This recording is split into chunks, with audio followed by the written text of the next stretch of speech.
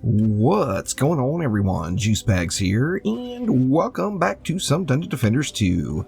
I am here in the sewers, and we're on floor 128. Let's just dive right on in. We see up here in the corner, we got a nice little controlled burn frosty lane. Let's see. The controlled burn and those PDTs will also handle the flyers. Do I want two of them, though? I kind of feel like I do. Let's just go ahead and put two PDTs right there, and then we've got a lot of frosties. So let's get the fire damage flowing here. I think, how do we want to do it? Do we want to bait them?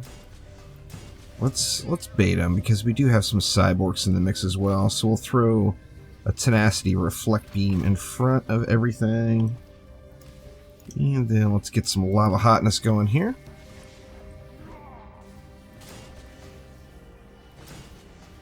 Taking a look at my gear here, these fishers are anti-frost, anti-orc, and defense range. On the weapon man, going with the go-to tenacity, shocking revelation, and water servo. And then I got my vicious over on the reflect beam. Even though it's way over the range, I don't have a proper reflect beam set up yet. So I'm using this old Dragonfall Keep farmer relic that I usually throw on flame auras on my reflect beam at the moment. So not a correct build, do not copy this. Shattering Torpedo. Now obviously I want defense rate instead of defense range on the medallion. Then I can get rid of this and throw in mass destruction and get some real power out of these. But for the time being, I'm just going to have to use it as a bait tower. And I think that is more than sufficient for that lane. Let's take a look. What do we have over here? Omega Squad, Iota. We got pretty much the same thing. However, we do have proximity this time. So let's do something really similar. Except with that proximity there, I'm going to have a little bit more faith. And let's just go like this. Something like that maybe. And then same thing. Going to bait those cyborgs out. So let's just go something like that. Now down below here, side guard throwers. We've got cyborgs again.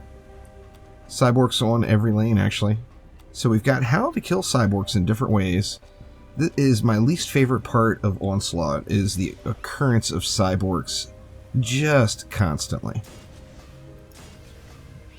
So let's just do the exact same thing here. Just kind of, I'm trying to put together a kind of a budget build that will allow people to push some floors with lesser quality gear and playing around with some different setups. And this is actually what I think it's going to end up being.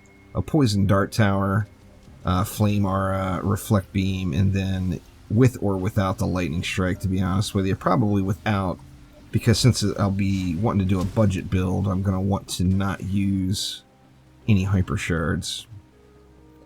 And let's see. Okay, we got EMP stabbies with headstrong. So of course we've got headstrong assassins. That's kind of the norm, sadly. And then we got a whole bunch of gobus here. So let's kill off these guys first. We do have long shot on the flyer lane, but I'm not overly concerned about it, to be honest with you. And somehow I didn't fall in the drink. That's plus. So let's see, let's do this first things first, and let's try pretty much the exact same thing. Let's see, we'll put the flame aura over there, then kind of go something like that with that poison dart tower. Now I am taking advantage of the Petrify combo here, as my reflect beams, of course, with that shattering torpedo, that is earth damage, and then I've got the poison. So we're still taking advantage of the Petrify combo, just in a different way. There we go. I knew I couldn't save myself too many times, so let me rinse off real quick, and we'll be good to go. Now I've got 120 DU left, and I would rather overkill it than underkill it. So let's see. Something down here, perhaps? I mean, it seems like that's fine. I think right here. You know, when in doubt, we got 120 DU left. That's 2 ballistas, for God's sakes. Let's just throw some regular old ballistas in. I took the poison stuff off of them, so these are just anti-melee piercer and anti-orc with destruction, defense rate, and splody. So these are regular old physical damage ballistas, and they should just tear this up, especially with that, like the long shot on those flyers. And there we go. Let's just go ahead and let it run here and see how it goes.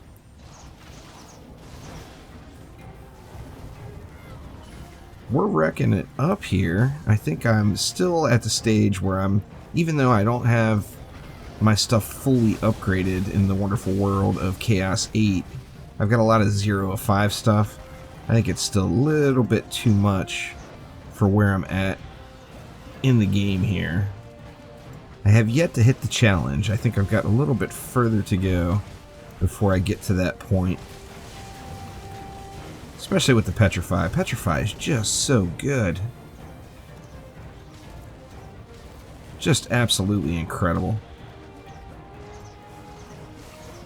So I'm thinking this might end up being a pretty darn easy map.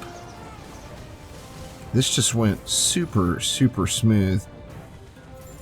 We'll go really quick through Wave 2 here. I'm not even going to upgrade. I'm just going to save the juice up for now.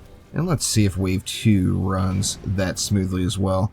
If Wave 2 runs this smoothly too, then I'm going to go ahead and just jump on forward to Wave 5 and throw some upgrades and stuff around. Petrify is too good. Too good. I'm loving it. It's a nice variation too. I mean, the Shocking Revelations, we all know I'm a huge EV2 fan. I love using EV2 defenses, but I'm really excited about the opportunity to get more proton beams in the mix. That is for sure.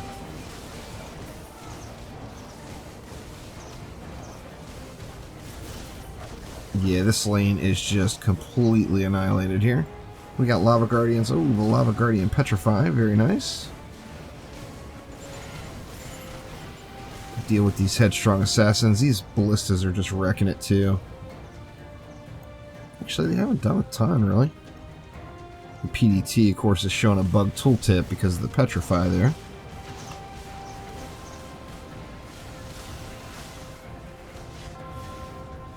And who do we got that made the turn over here? They died. And we got a Slakelion here.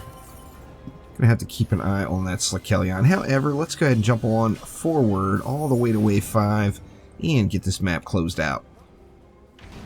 And here we are back on Wave 5. I've just thrown really some random upgrades around.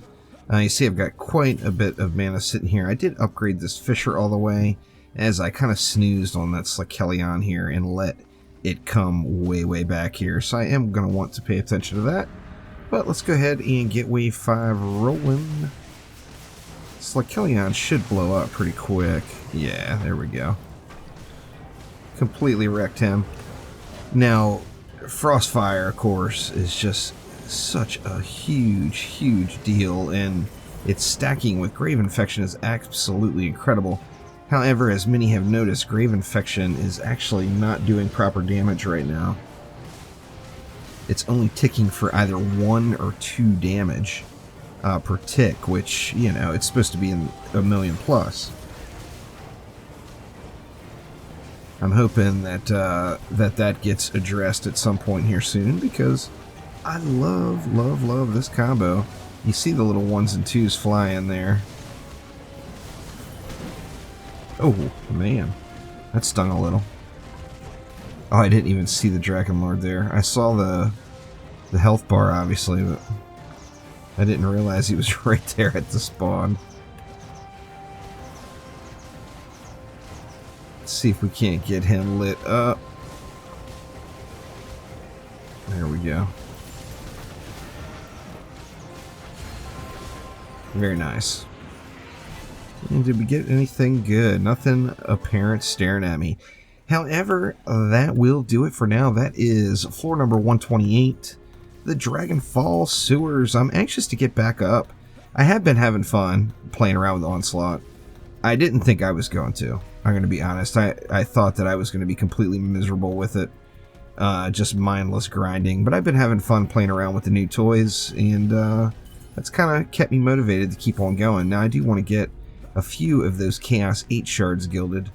And, you know, of course I could stay in floor 80, 90, 100 or whatever and gild the crap out of those things probably. I'm just going to keep on pushing. I figured why not play around with it for now. But that will do it for this time, so thank you an absolute ton. Make sure to click that like button, please subscribe, and I will see you soon with some more Dungeon Defenders 2. Take it easy.